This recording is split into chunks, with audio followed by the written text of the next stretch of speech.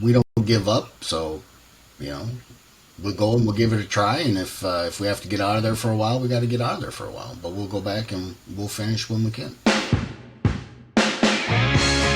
This is From Paint to Purpose, a podcast by FCP Services, where we believe people drive growth, exploring topics related to company culture, leadership, and construction industry insights. Now your host. Welcome everybody. Today we have Jerry, our project manager. We are going to talk about everything natural disasters. As you know, everything happening with Hurricane Ida, all the fires in Napa, and just fires everywhere are just affecting our communities and also buildings that we take care of. So I wanted to talk to Jerry about this because he's the one that handles those projects. Hi Jerry, how are you? Good, and yourself? Pretty good. So, tell me, I know we had to evacuate a couple people from Louisiana for Hurricane Ida. What was that process like for you when you had to, when you knew there was a hurricane coming and we had a project there going on? Basically, it just boils down to, trying to help out the store as much as you can. If they are in fact boarding up windows or whatever, trying to chip in, trying to make it as quick and as easy for the facility as you can. And then getting them out of there. I personally, I don't make them take trailers. I don't make them take anything. Man, just hop in your truck, take your credit card and get to safety, and we'll figure out afterwards. And then after that, then it's up to the customer. How fast they want us to come back.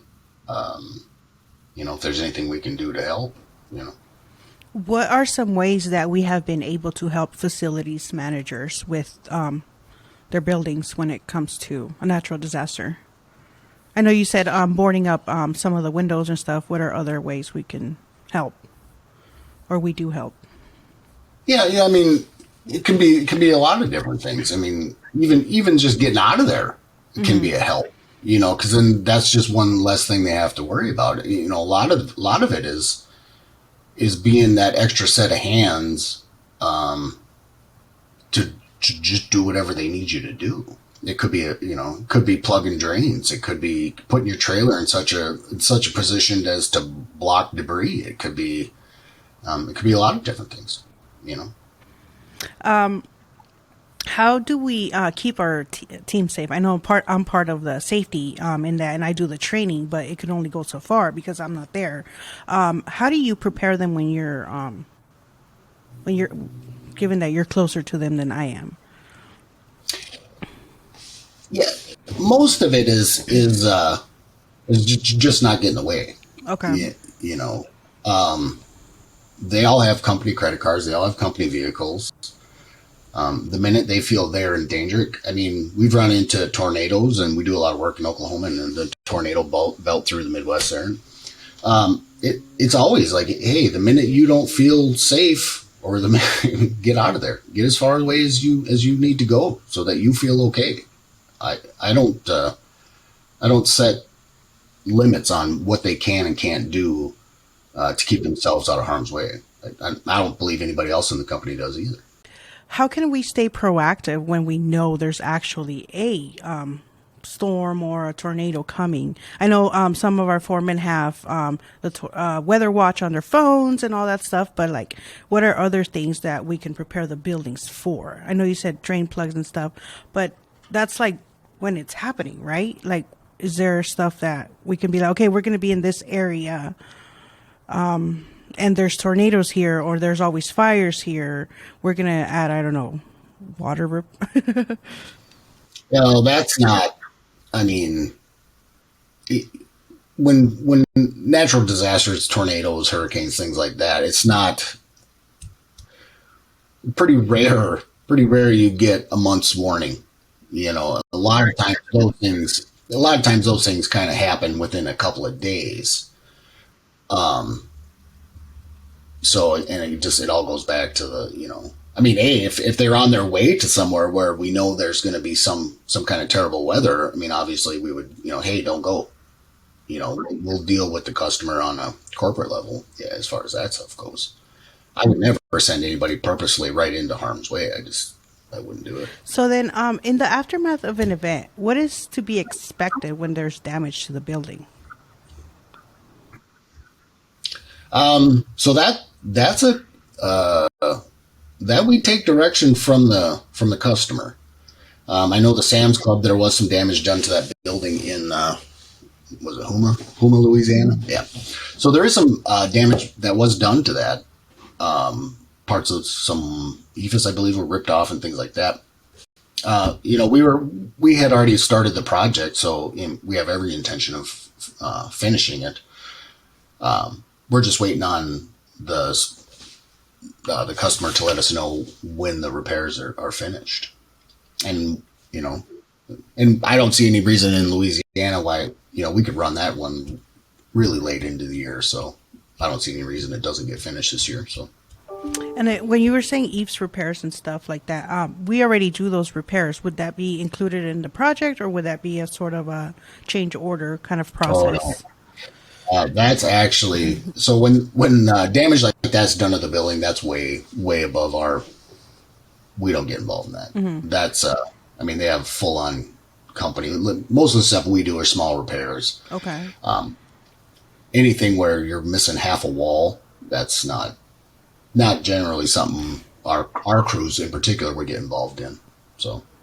How many projects got interrupted because of natural disasters that are happening all around the U.S.? It's just one this year that I know of. One? There's always weather delays. There's always, we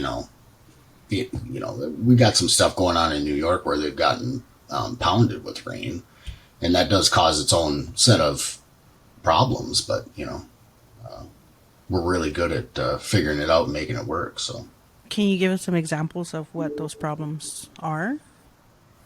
Well, the one we're working on right now, that's, when they have like that heavy rain and the driving, if you have any openings in your coating, you're going to get a lot of water in your walls.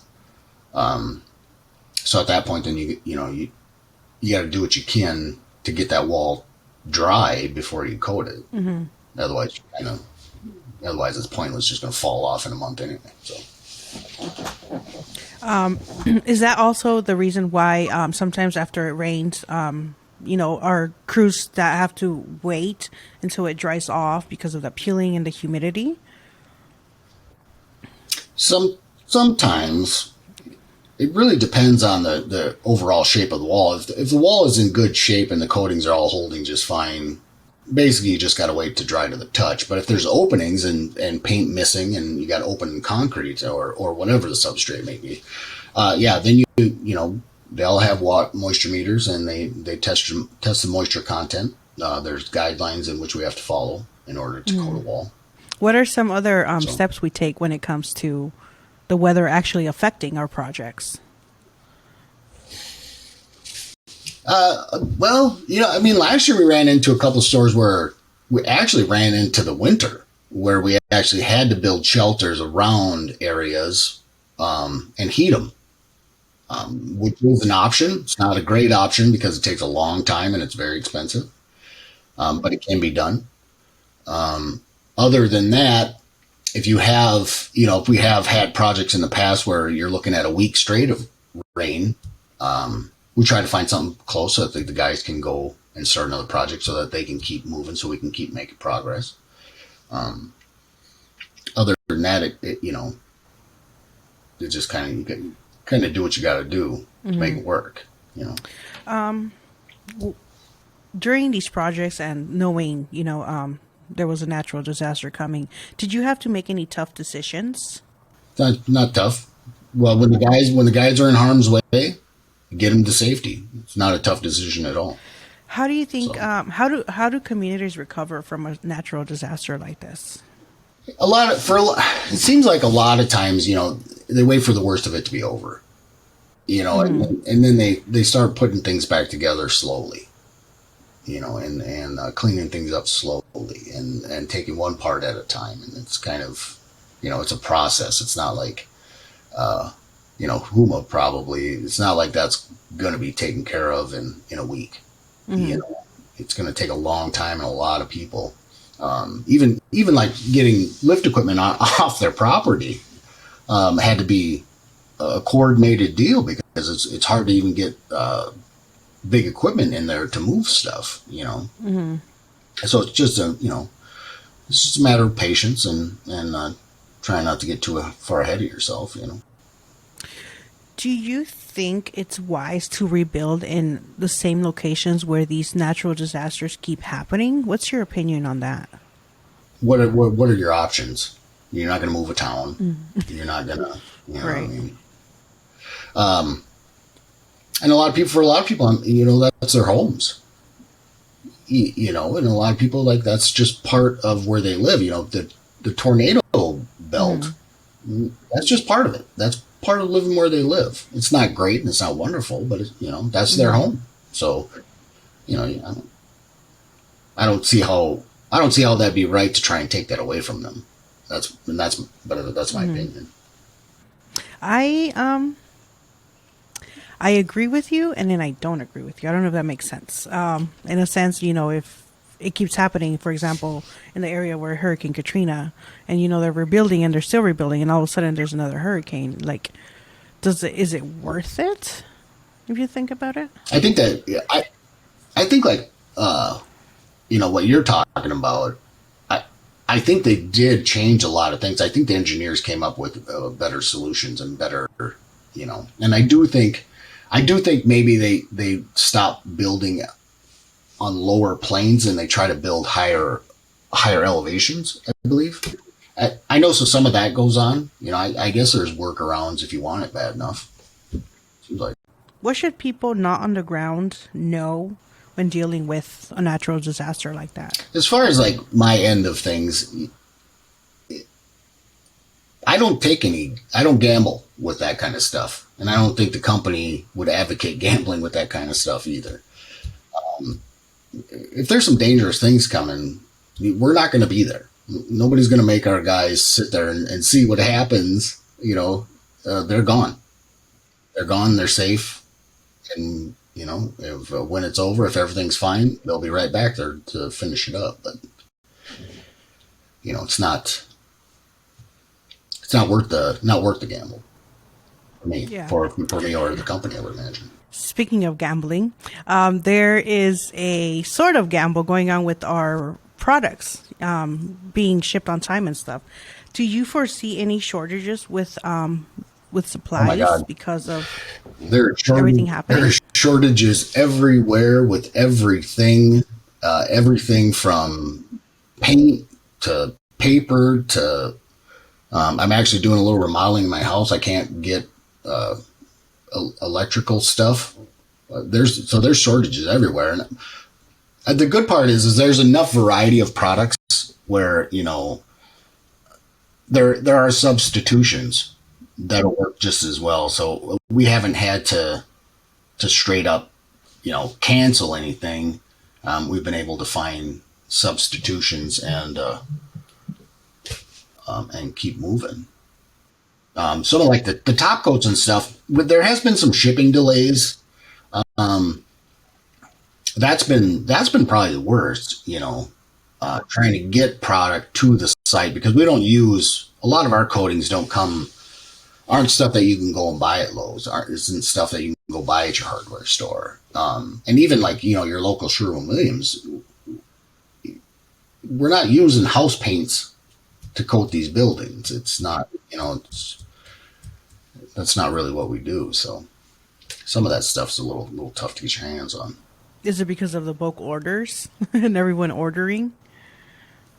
No, from what my understanding is, a lot of it's the materials. It's the stuff they need to make the stuff. Oh, we actually ran into with Stowe in particular. Had a little trouble getting some stuff tinted. So it was like they didn't even have the materials to make the tint. oh, interesting. There's been some of that going on too. Yeah. So, I guess my last question is, how do you stay positive with everything happening, and just like projects sometimes not going as planned?